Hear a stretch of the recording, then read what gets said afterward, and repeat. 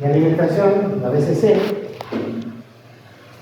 nada puede tener un valor más alto que esa BCC, o sea, BCC es el valor más alto dentro del circuito. Y esa BCC va a caer, una parte de la tensión BCC va a caer en la resistencia de carga, en la circulación de corriente. Y la otra parte va a caer entre colector y emisor. Por lo tanto, matemáticamente, BCC va a ser la suma de la tensión colector-emisor más la I del colector o la RL o RCC.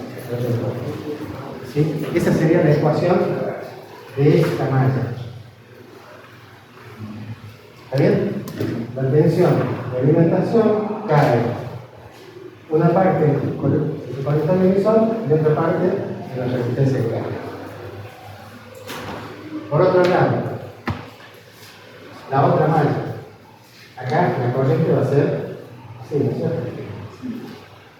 Acá la corriente era así. Entonces, en la otra malla tengo de vuelta la B de alimentación, BI o BB. Tiene que caer. Ahora tiene dos lugares para caer. Una es la tensión entre base y emisor, que sabemos que es fija, que vale 0,7 voltios. En cualquier transistor bipolar, la tensión entre base y emisor es 0,7 voltios, siempre. Acá va a ser positivo acá y negativo acá. En esta otra, al revés, positivo acá y negativo acá. ¿Está bien? Pero siempre va a ser 0,7. Entonces, pagamos 0,7. Puedo sumar 0,7 y sumar el marcador. Y no, no hace para el mucho.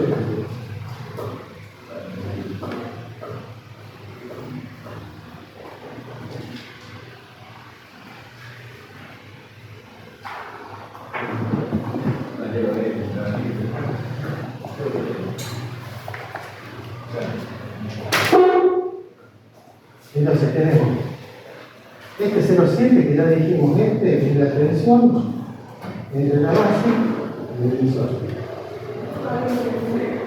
¿Y dónde más hay caída de tensión?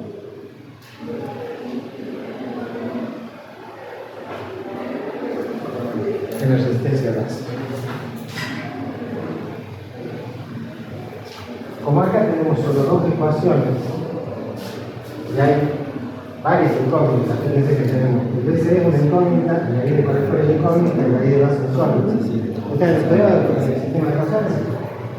Cuando hay más incógnitas que ecuaciones, ¿qué pasa? El sistema no se puede resolver. Nosotros el sistema que tiene dos ecuaciones y tres incógnitas, estamos del horno.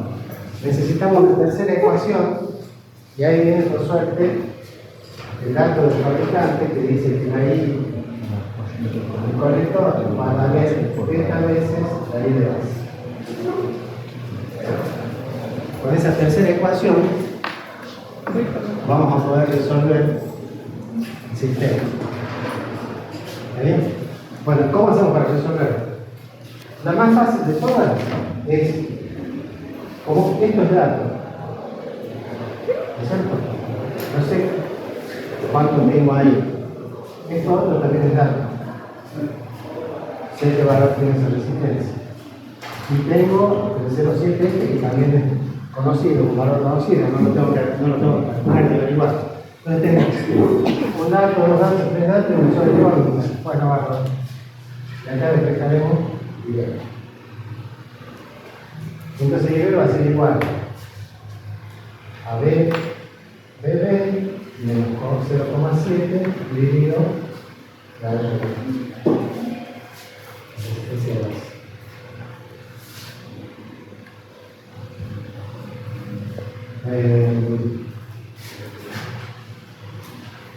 De acuerdo con los datos que yo les puse acá en este ejemplo,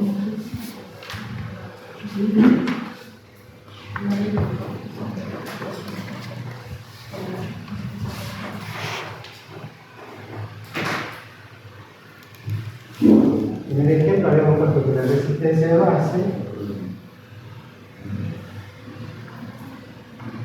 valía 220 ohms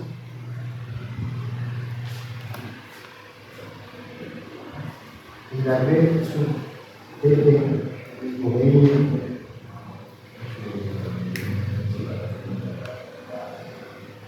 4 voltios.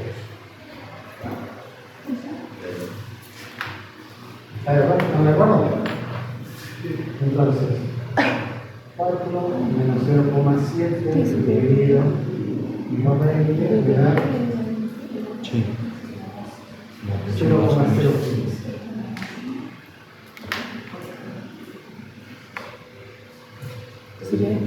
Si lo que tengo acá arriba son voltios y lo que tengo abajo son ohms, ¿qué tendría que ser este 0,015?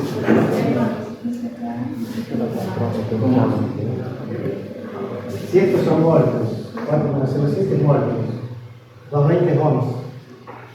¿Qué son estos? No se vayan a confundir, no vayan a poder miliamperes, ni kiloamperes,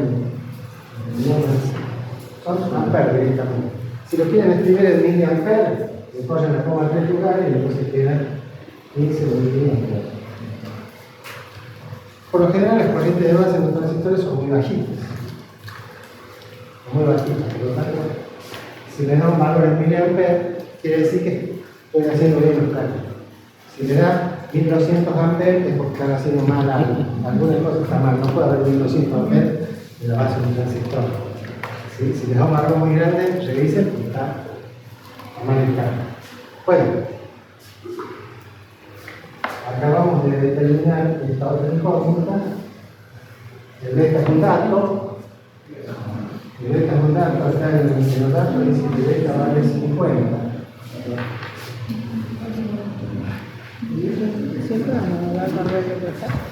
¿De dónde sale ese beta 50? No es un valor que viene determinado por el transistor. Es un valor que yo lo saco de manual, por ejemplo. Si el transistor que está acá en BC337, me voy al manual, busco BC337, y ahí dice cuál es la ganancia del transistor es beta. Bueno, como tengo el beta, ahora ya puedo calcular la I del colector. Vale 50 veces la I de base. Por lo tanto, 50 por 0,015 esto me va a dar un corriente de colector de 0,75.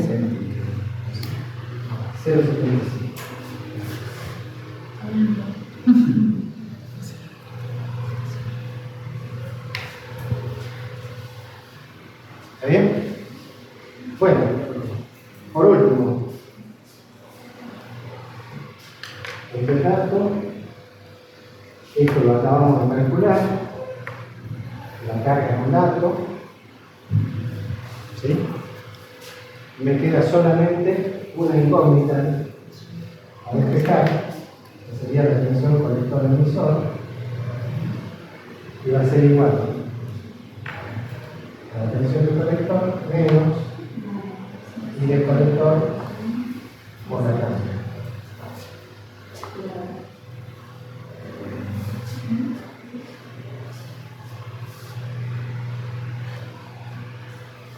El dato de la BCC era 12 voltios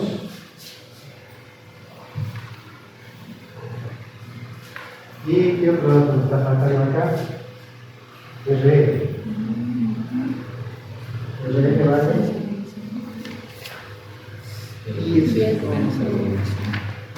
10 ohms.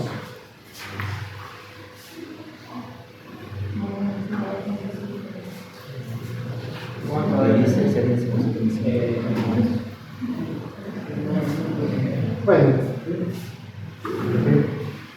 empezamos, tenemos 12 menos 0,77 multiplicado por 10, 12 menos 7,5 me da más o menos 4,5 voltios. Exactamente. 4,5 voltios. Y ese sería el resultado final resultado numérico final.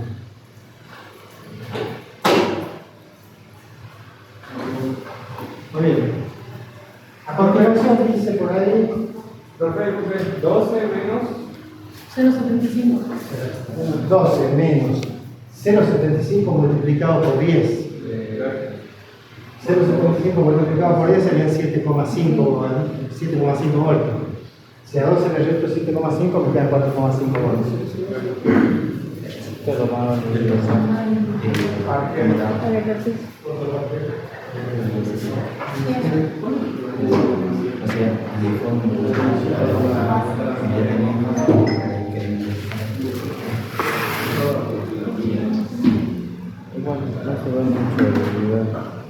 Sí, ya está bien. Bueno, por Pero ya está grabando el audio, así que cagamos.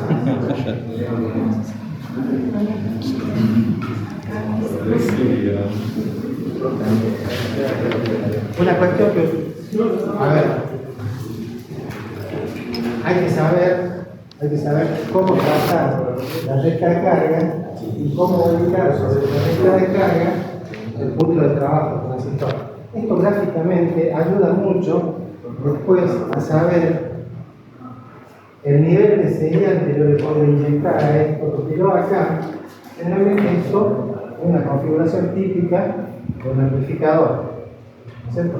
O sea, yo por acá, a través de un condensadorcito, ¿se acuerdan que los condensadores eran componentes electrónicos que no dejaban pasar nada de continua? Pero si yo le pongo una señal alterna, una señal de audio, por ejemplo, que una señal que tiene una oscilación típica, el audio normal puede ir más o menos entre los 20 ciclos por segundo, que es la frecuencia más baja que puede llegar a escuchar un ser humano, hasta cerca de los 15.000 ciclos, por ahí 16.000 ciclos, que es la más alta que puede escuchar un ser humano. ¿No es cierto? Podríamos decir 20.000 ciclos por ahí en algún niño, con un oído muy agudo, muy perfecto. Pero más de 20.000 ciclos por segundo son los expertos. Entonces, si nosotros vamos a amplificar una señal, tenemos que poner acá un condensadorcito que deje pasar señales que tengan más o menos entre 20 ciclos por segundo y 15.000 ciclos por segundo. Eso sería un amplificador de audio que amplifica esa banda de frecuencias. Entonces, ponemos un condensador que deje pasar eso, se puede calcular perfectamente, pero ya saben cómo hacerlo. Y acá, a la salida, en lugar de estar lleno, vamos a poner un balance. Yo estaba viendo el balance. Entonces yo por acá le voy a inyectar una señal, va a tener esta forma, y el parlante va a vibrar con esa misma frecuencia, nada más que De manera amplificada. con una señal con un tamaño mucho más amplificado. Acá voy a tener milivoltios de señal, unos poquitos milivoltios, mientras que acá voy a tener posiblemente 4, 5, 6 voltios de amplitud de señal, por lo cual este parlante va a sonar 100 veces más fuerte que si lo pongo en otro lado. ¿Se entiende? Esa es la función básica del transistor usado como amplificador. Si fuera audio, si fuera video, bueno, hay que trabajar con otras frecuencias, con otro tipo de transistor que esté adaptado a funcionar con video. Si fuera señales digitales, hay que trabajar con otro tipo de transistor que esté adaptado a señales digitales. Si van a trabajar con una fuente de alimentación de una computadora, es otro tipo de transistor. ¿Me entienden? Pero lo único que varía son el tamaño de la señal y la frecuencia. El rango de frecuencia con el que va a trabajar ese transistor. Pero en general, el principio de funcionamiento es el mismo para todos. En definitiva, en el gráfico de representativo de los transistores, yo voy a tener acá la corriente del colector y acá la tensión del colector de emisión. En general, este gráfico, el fabricante provee una serie de curvas que tienen su forma así, ¿no? Bien, Y cada una de estas curvas representa una corriente de base, y ahí de base. Pero por ahora no importa, yo lo que quiero que ustedes sepan cómo sobre ese gráfico que lo da el fabricante, cómo trazar la recta de carga. Y la recta de carga es muy fácil de trazar. Los que tengan interés de conversar y no tengan interés en lo que les estoy diciendo, los invito sencillamente, cordialmente, que se retiren, conversen y todo. Si no, eso se transforma en un ruido. Bueno, entonces, ¿cuáles van a ser los dos puntos que me van a permitir a mí trazar la recta de carga? Cuando la I es 0 y la B es 0. ¿Cuándo? Cuando la B es 0 y cuando la D es 0. Hay que marcar puntos. Bien, o sea, cuando el transistor está en dos puntos clave que se llaman saturación y corte. Lo dijo él. Cuando la corriente es máxima, está en el punto de saturación. ¿Qué quiere decir saturación? Que no puede pasar más corriente que lo que te está pasando. Más corriente que esa no va a pasar. ¿Y cuál sería? Bueno, cuando la tensión por el emisor se hace cero, si yo a esta la hago cero, ¿qué pasa? La corriente del transistor, la máxima, que puedo sacar el VSC sobre R. ¿No es cierto? La tensión. Colector emisor máxima. El VSC sobre R. ¿Por qué? Porque en ese punto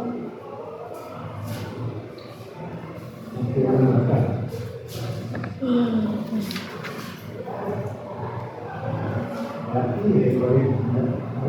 I de colector máxima.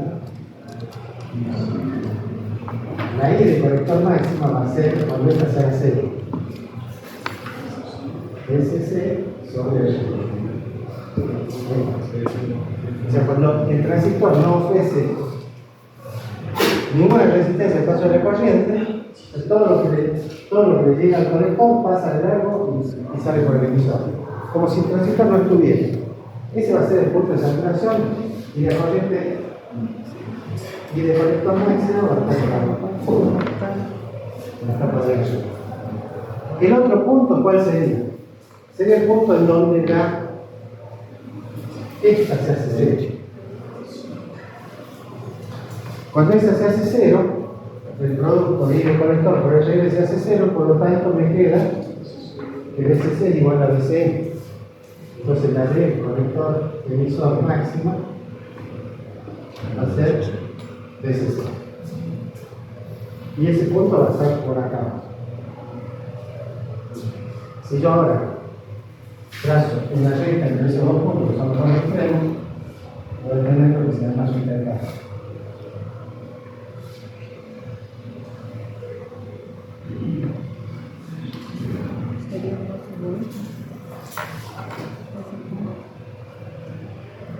Esa recta de carga es una recta que tiene la pendiente representativa de la resistencia de red. Bueno, y lo último, ¿dónde está el punto de trabajo de ese transistor? El que nosotros hemos calculado acá. No necesariamente, fíjense que si ve el conector emisor, la máxima es 12, en el medio tendremos el 6 por acá, ahorita, y yo estoy en 4,5, que estoy un poquito más acá. 4,5. ¿Está? Y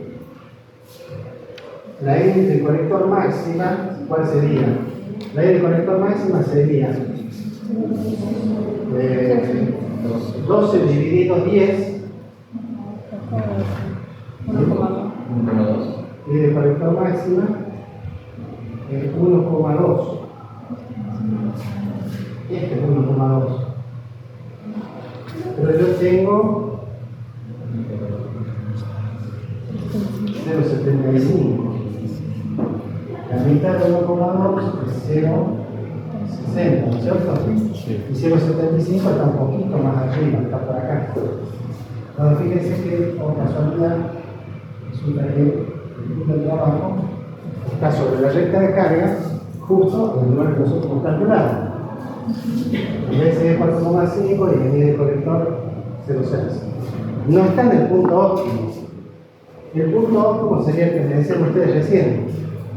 Si yo tuviera el punto de trabajo acá, en 6 y en 0,6, ahí, este sería el óptimo.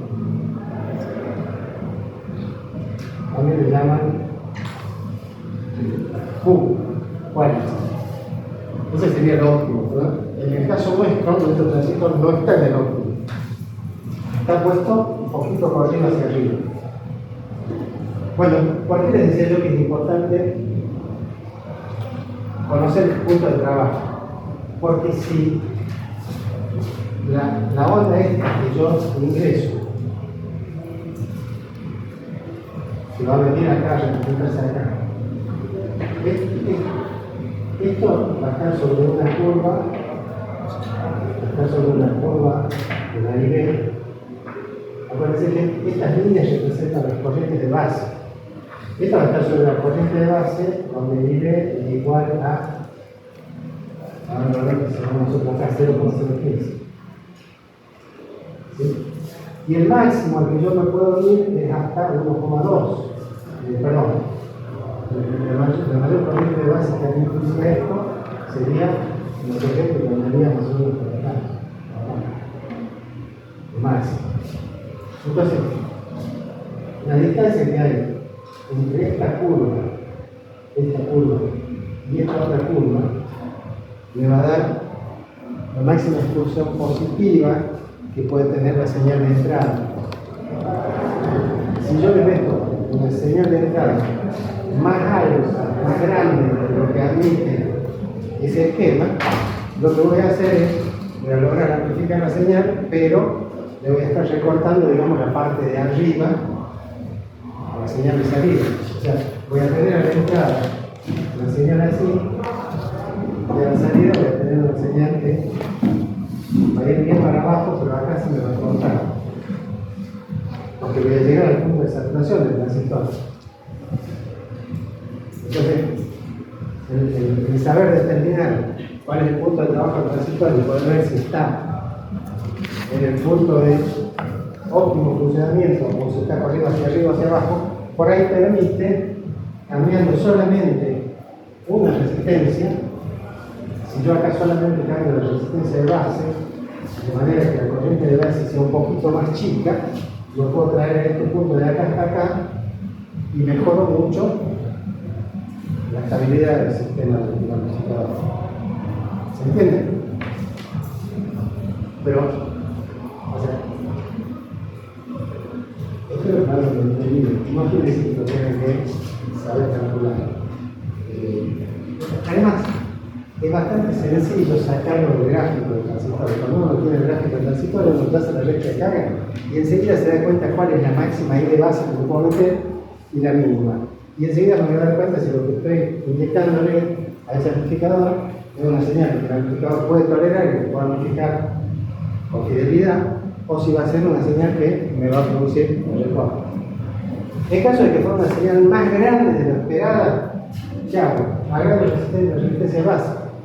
Es decir, le pongo una resistencia acá, para que tenga una caída de tensión, esa señal caiga un poquito y no lo sature el transistor. Es una posibilidad. Pero es una forma de solucionar, de arreglar por ahí el diseño, o acomodar el diseño que también está establecido. Y en general, los fabricantes no solo proveen gráficos de curva, sino que además también a veces proveen circuitos sugeridos. El fabricante te dice, y poner una resistencia de correcto de tanto, una de base de tanto, un condensador de tal tamaño, ¿no? Y seguro que te van a dar bien. Es muy frecuente que lo que hacemos en electrónica, o hicimos en electrónica en algún tiempo, hayamos copiado muchas veces los circuitos que el fabricante recomienda, porque son circuitos que están probados y andan muy bien.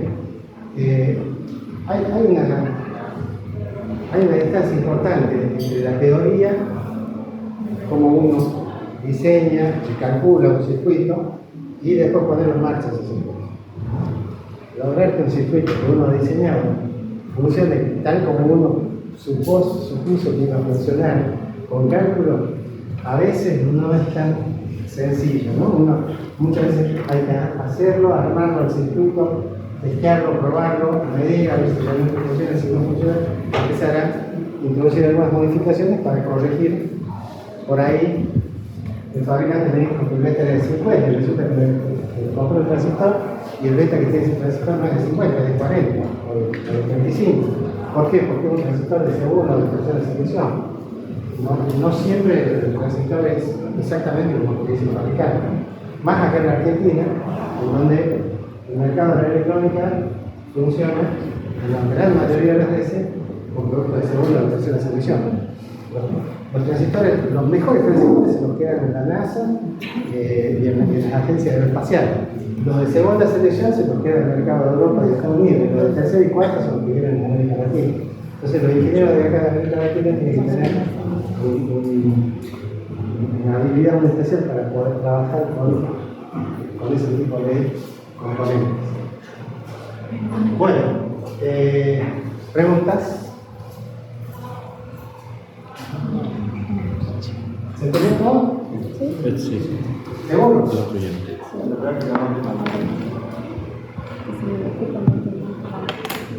No van a escribir cualquier cosa en mañana.